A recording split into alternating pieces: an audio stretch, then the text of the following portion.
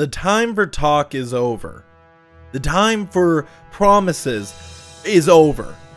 The time for community updates over. It's now time to put up or shut up 343 Industries, because yesterday we found out that the first major update for Halo the Master Chief Collection will be coming out on September 1st. And that's not all the news we heard. We also found out it will also be added to the Xbox Game Pass, which in my opinion, and I know people don't like when I say this, is a major benefit for consumers. But we'll talk about that in a little bit, because there's a few things I want to mention about the Xbox Game Pass so that people seem a little bit more open to the idea of giving it a shot. But first off, let me just say that it has been a long process whenever it's come to this entire beta testing and testing for the MCC. It has been a majorly long process, and hopefully this is not just a one and done. They've said that there's going to be more and more updates coming along the way after this one, but this is the first one to get the MCC back on track and being fully playable to the point that it can be enjoyed, for multiplayer at least, majorly all the time. You know, faster load times, improved matchmaking, and offline LAN support. You know, one thing that I would love to do and just have the option to do is do a at home, at my apartment, you know, LAN tournament. I would love to do something like that. Basically have all my friends bring their Xbox Ones over, hook it all up, and basically do a fun little four-way tournament so everyone's got their own screen. I know plenty of my friends have, you know, extra monitors and so on and so forth, and do something fun. Maybe hell, even live stream it. And having that LAN support is really cool. Also, having the fact that it is going to be part of the Xbox Game Pass is a major benefit, and let me explain why. And to do that, we're gonna have to go over to my Xbox One and take a look at the catalog for the Xbox Game Pass. Alright, so we're over on the Xbox One, and I've basically cleaned out my Xbox One X right before my move, and the only things I've got currently installed on there is the original Halo the Master Chief Collection, as well as Halo the MCC Insider.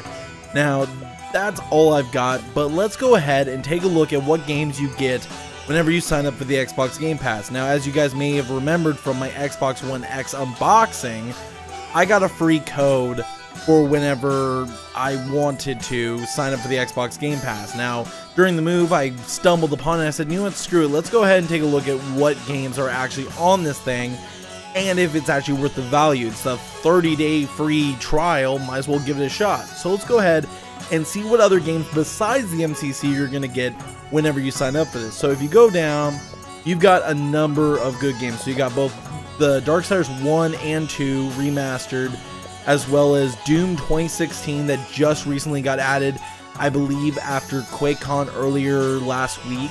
You also have the fact that you have Fallout 4, which also got recently added. Not a bad game, but kind of a disappointment in my opinion, but still a lot of value there nonetheless, especially Doom 2016. Great game right there. You also have Fallout 3, great game. All the Gears of War games, Gears 1, 2, 3, Judgment 4, the Ultimate Edition, which is, it still has a lot of problems on the PC port, but, you know, wise for the Xbox, it's pretty good. Halo 5 Guardians, I would skip on that, but you also have Halo Wars 2, the newest Halo game to be released. You have Halo Wars Definitive Edition, so if you want to play through Halo Wars 1 and 2, you have that option. You have the Hitman game, the episodic one, which I wasn't a major fan of, but I know my friend Elvar, who is also my artist, was a major fan of this, and he enjoyed it, so you do have that as an option. Hydro Thunder Hurricane, great arcade game for the Xbox 360.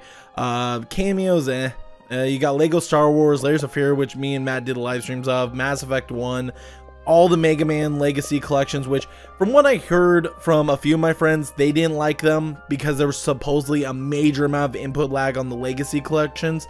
But you also have Mega Man's 10 and 9 and 10, 11 coming out later this year. You also have, let's see here, Metro Redux, so that's not bad. And if we go down, we've got Oblivion, you got Payday 2, which is a great game nonetheless, Resident Evil's 0 and 1. You also have Rise of the Tomb Raider, another good game. Rocket League, which I've put a lot of time on the PC on. I've been pretty addicted to that game. You've got Saints Row 4 and Gat Out of Hell. You've got Sea of Thieves, which I would just skip on. You got a few Sonic games, some pretty good ones in my opinion. I love Sonic & Knuckles, one of my all-time favorites. The Force Unleashed, you've got State of Decay 1 and 2. State of Decay 2 has supposedly done really well. I watched one of my friends live stream it. Looks pretty impressive. You also, if we go down, I believe, if I keep going, yeah, Vermintide 2. Vermintide 2 is a great game. I have no idea whenever it comes to the console version. I've played the PC version. I've had a lot of fun with that one. But yeah, no, Vermintide 2, great game. Honestly, a lot of great value here for $10 a month. That's honestly one reason that I would recommend getting it. And if you don't own the MCC, this is the way I would recommend getting it. Because if you go to the actual retailer, if you go to GameStop or whatnot, and you try and buy a used copy right when they're about to do this update, I guarantee you they're going to up the price, because they've done this every single time that there's been an update or something becomes backwards compatible. They up the price of their used copy. That's why I recommend just do it this way. It is a, you know, $10 a month.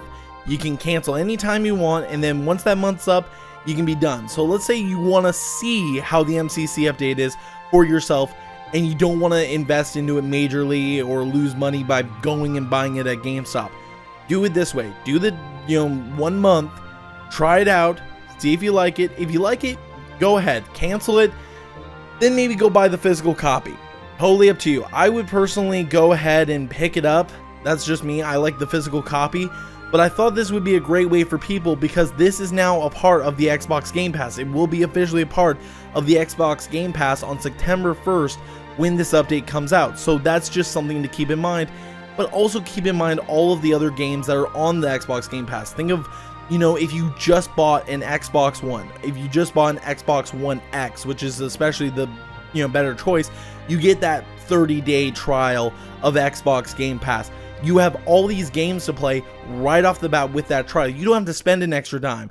You've already got a 1 month of Xbox Live that comes with that console.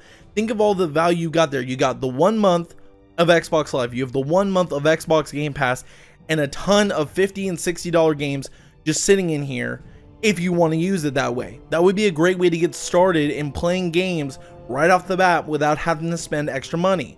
Now, that's just one thing that you can do. That is an option. Another option is to just wait and see. Go and follow some of your favorite content creators. Wait until they post content playing the MCC update and see if it really does work. See if it is truly worth installing that entire game. See if it's worth going back and getting reinvested into the game. Is the ranked playlist working? Is the matchmaking working? Is the ranking system working? Is every factor that I truly care about working? Is there something there for me? That's what matters most. Is there something for you that is going to keep you entertained upon hours on end? That is the question that a lot of people have to ask themselves. A lot of people are going to say that, hey, they haven't fixed what I want there to be fixed yet. Okay, then basically they screwed up. They need to get that fixed, and hopefully that's what's going to happen, and hopefully these patches will come out quicker and quicker and quicker. These updates will come out fixing some of the major issues and hopefully adding more to the game as time goes on. Is it too late? Yes, I feel like it is too late, but my job is to report whenever things are going on. And this is one of the things that people have been bugging me about. This is one of the things that people have been asking me about nonstop. Is there any news about the the MCC update? Is there any news? Is there any news? Well, guess what? We finally got news. A, the update is coming September 1st. B, it is going to be added to the Xbox Game Pass on September 1st, and basically is going to add value to that Game Pass. Nonetheless, it is value added. And one thing I will say is that I want this update to be amazing. I want this to make the game playable enough that I want to come back to it and play it all the time. Is that going to be what happens for me? I don't know. Do I think that there's still a lot of work to be done? Yes. I think there's a lot of things that people have wanted to bring to this game that still needs to be worked on. But that's, going to have to be a work in progress, unfortunately. But this might be a step in the right direction, hopefully. I'm just gonna have to wait and see once the update comes out on September 1st. I think that's gonna do me for today, guys, but I would like to know what you guys think down in the comment section down below. Do you think that it was a smart choice for Microsoft to add Halo the MCC to the Xbox Game Pass? Do you think it's an added value to the Game Pass as an option? And with this major update coming, do you think that more people will get involved with the Halo the MCC? Maybe not as a full-time thing, but at least trying it to see how the update is, and if the update is good, playing it all the time. Do you think it'll bring back the community a little bit? I want to know what you guys think down in the comment section down below. Also, if you have played the test flight, what did you think of it? Did you enjoy playing it? Did you enjoy how quick the loading times were? Did you enjoy how quick the matchmaking was? Did the hit detection truly work? Was it up to your standards? Because for the most part, whenever I played the test flight, it met my standards of the game actually working, the game actually being fun to play, and being a very fast-paced, easy to get in and out of matches. And I hadn't gotten the chance to play the ranking system yet, and that's the one thing I want to know about. How is the ranking system? Because back in the day, I was a major player of ranked Halo 3. If I can get into the ranking system again with Halo 3, I'm going to, because that's the game that was the most fun for me. It was the first game I played on Xbox Live. It was the game that I enjoyed the most story-wise. It was the game that I enjoyed the most multiplayer-wise, because it was by far one of the most popular Halo games in the entire franchise. But let me know what you guys think down in the comment section down below, and honestly, I'll see you guys on September 1st. Maybe I'll do a live stream, maybe I'll do a video. I'm not sure yet. That's a Saturday and I've got work. But I think I can make a little bit of time to entertain you guys and really see how the update goes. But thank you guys for watching, and as always, Gamer J Lee signing